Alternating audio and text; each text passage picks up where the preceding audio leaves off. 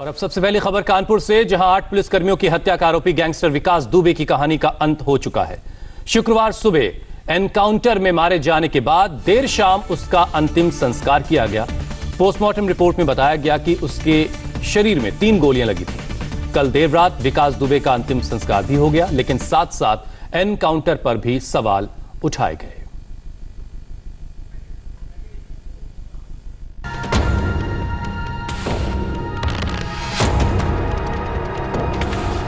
आपके पति ने गलती की थी, मानती हैं आप कि आपका पति हत्यारा था?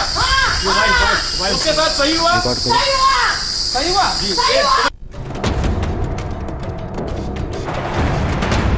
इस तस्वीर के साथ ही विकास दुबे कानपुर वाले की कहानी अब खत्म हो गई। विकास दुबे का द एंड हो गया, लेकिन उसके खात्मे के तरीकों पर सवाल ही सवाल हैं। और इन सवालों के बीच विकास दुबे का कोरोना टेस्ट भी हो गया, पोस्टमार्टम भी हो गया और अंतिम संस्कार भी हो गया। कुछ मुट्ठी भर लोग ही अंतिम संस्कार में मौजूद थे। न मां आई, न पिता पहुंचे। बहनोई, छोटा बेटा और पत्नी ऋचा थी। आपके पति ने गलती की थी, मानती हैं आप कि आपका पति हत्यारा था? उसके साथ सही हुआ? सही हुआ? अंतिम संस्कार के वक्त मीडिया कर्मियों ने ऋचा से कई बार सवाल किए। विकास दुबे एनकाउंटर के बारे में जानना चाहा, लेकिन पत्नी ऋचा पत्रकारों के सवाल पर ही भड़क गई।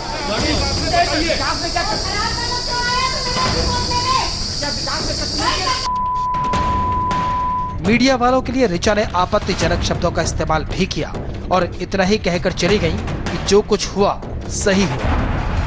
आपके पति ने गलती की थी, मानती हैं आप कि आपका पति हत्यारा था? उसके साथ सही हुआ? सही हुआ? एनकाउंटर में मारे जाने का गुस्सा ऋचा की आवाज में भी झलक रहा था।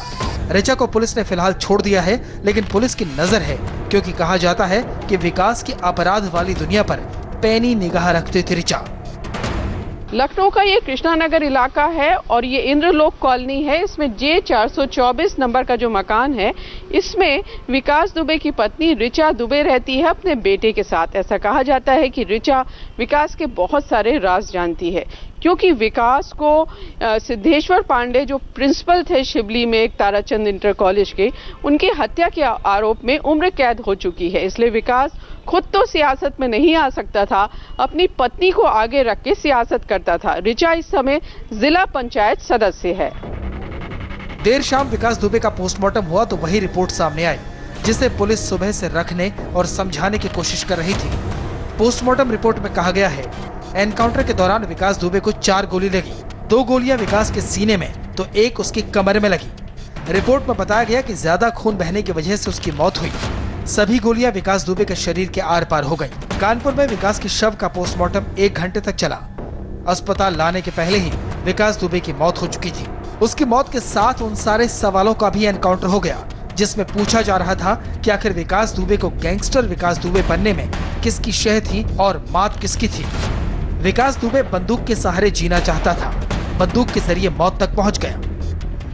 जवाबी फायरिंग पुलिस कर्मियों की तरफ से की गई तो उसमें विकास को 3 गोलियां लगीं और उसे फौरन नजदीक के हैरिट अस्पताल में भर्ती कराने के लिए पुलिस की तरफ से पूरी कोशिश की गई, लेकिन डॉक्टर्स ने विकास दुबे को मृत घोषित कर दिया और कानपुर का जो उसका आपराधिक सफर कानपुर से शुरू हुआ था, वो कानपुर में ही आकर के पूरी तरीके से खत्म हो गया।